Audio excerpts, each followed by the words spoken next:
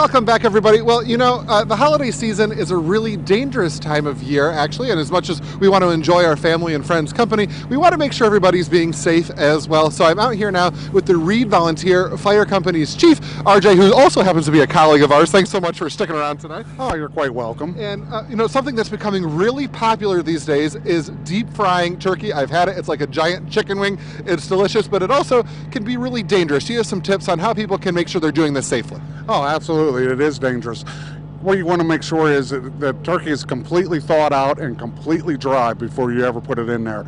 As you're going to see here in a few minutes, things could go really bad. We had calls in the past whenever turkeys have exploded and caught fire because the grease hits the fire.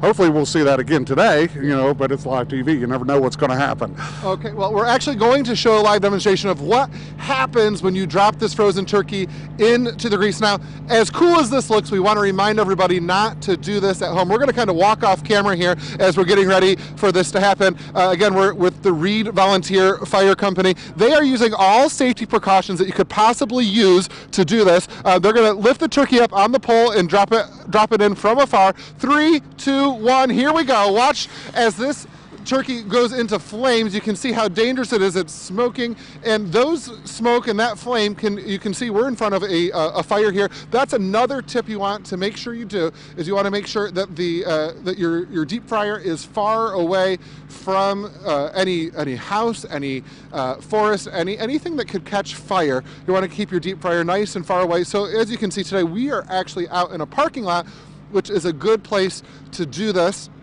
Also, some tips I read online earlier. You want to make sure that your